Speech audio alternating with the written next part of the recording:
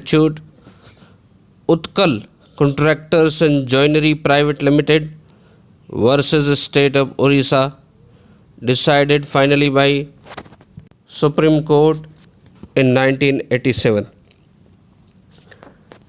Again, an important case of IUS under mischief rule of construction. Now we see what was the mischief. Facts of the case. 1967 में appellant को, यानी will call it in Utkal company, in short Utkal company को licence मिल जाता है for collection of the sal seeds in 11 forest divisions. बाद में appellant company बनाती है Orissa oil mill company, that is a public limited company.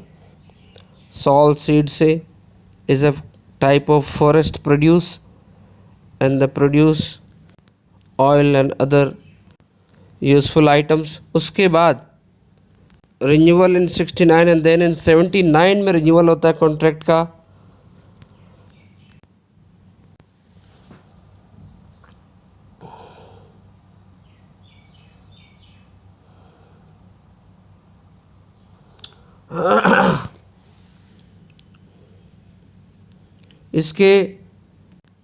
इस एक्ट के बिल का statement of object and reason क्या है कि Orissa forest act 1972 is insufficient to curb smuggling of the forest produce.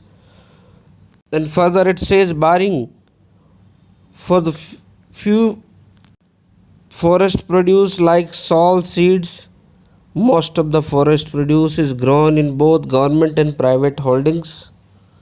ये statement of object and reason में, यानी sal seed को छोड़ के most of the like mahua seed etcetera. And उसी में कहा गया object is to create the state monopoly. उसके बाद हम आते हैं दिसंबर 9, 1982, एक नोटिफिकेशन। इसी नोटिफिकेशन से सारा झगड़ा स्टार्ट होता है। नोटिफिकेशन क्या है? द एक्ट यानी जो act Orissa forest produce act है, shall come into force at once in the state with respect to the sal seeds. मतलब ये है कि सॉल सीड्स का भी स्टेट ऑफ उड़ीसा यानी कि गवर्नमेंट एक्सक्लूसिव राइट हो जाएगा इसका परचेज करने का। तो इसका इफ़ेक्ट क्या होगा? जो कॉन्ट्रैक्ट है, जो लाइसेंस है उत्कल कंपनी का, जो उड़ीसा गवर्नमेंट ने दिया है, वो ऑटोमेटिकली रीसाइंड हो जाएगा, कैंसिल हो जाएगा। अब यहाँ लीगल क्वेश्चन ये है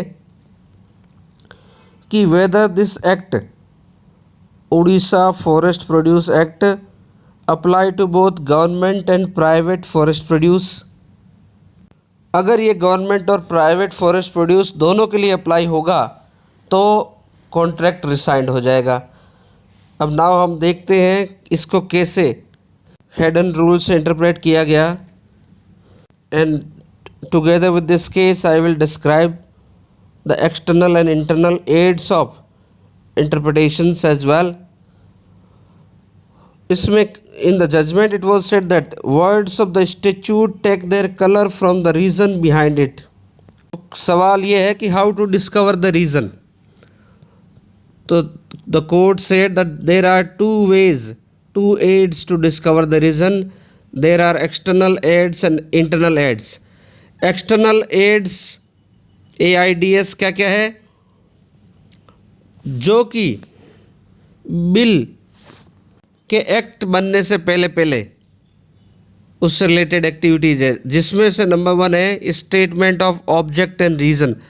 हर बिल को प्रेजेंटेबल करने के पहले उसका statement of object and reason दिया जाता है।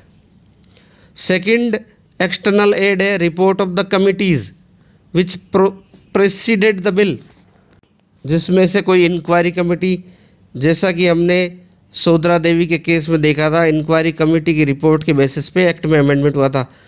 तीसरा है report of the parliament committee parliamentary committees. And fourth one, external aid, is occasional excursion into the debate which was held during the discussion on the bill. Internal aids क्या क्या है? Bill pass हो चुका है, अब act बन चुका है, तो इंटरनल एड्स है प्रीएम्बल एंड इसका title. Number 2, the scheme and provision of the act.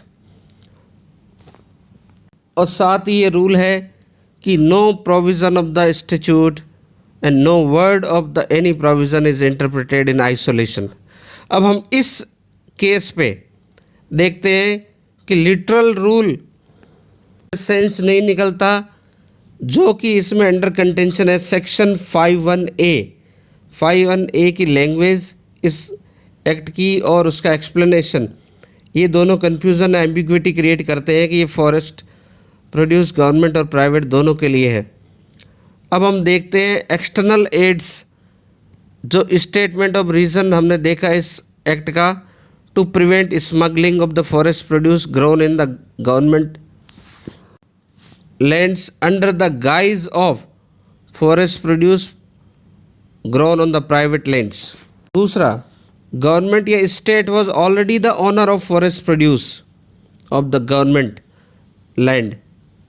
तो इस एक्ट का ऑब्जेक्ट ये माना गया, इंटरप्रेट किया गया कि this is to create the exclusive right of the government to purchase the forest produce of the private holdings, private lands. Government का तो स्टेट ऑलरेडी एक्सक्लूसिव राइट रखता है. नाउ इंटरनल एड्स इस केस में क्या क्या है, सेक्शन कुछ यहाँ पे साइट किए गए. सेक्शन 4 ये कहता है कि appointment of the agent by the government. Agent किस लिए? For the collection of the forest produce. Section 51B says the transport. Section 53 is related with the sale to the government, sale to government. Section 7 is the fixing of the price by the state. Section 8 is creation of the depot for such produce. The court said इन सारे internal ads को, सारे provisions को collectively read करने से ये समझ आता है कि it can only be in relation of the private land forest produce. And court also said that scheme of the act is fully in tune with statement of object and reason. यानी external aids और internal aids दोनों tuning में है या नहीं है? है. और इन दोनों की ट्यूनिंग से क्या इंटरप्रिटेशन निकलता है कि this act was only for the forest produce from the private land. इसलिए सिर्फ सेक्शन 51A और उसके एक्सप्लेनेशन को आइसोलेशन में रीड नहीं किया जा सकता, और इसको सारे एक्ट के कंटेक्चुअल मीनिंग को देखते हुए इसको रेस्ट्रिक्टेड मीनिंग भी देना पड़ेगा. सेक्शन 51A के वर्ड्स को restricted meaning to wide words in accordance with the general scheme. So court held that contract जो रिसाइंड किया गया था वो इस एक्ट से उत्कल कॉन्ट्रैक्टर्स का, that was wrong and appeal was allowed. Thank you. And there are 2 questions covered in this description of this case, the external and internal aids. And another one is, question is also asked sometimes that we have to give the restricted meaning to the wide words in accordance with the general scheme. So we can see from this case that why we have to give restricted meaning to the provision of the act अगर उसका implication wide है तो. Thank you.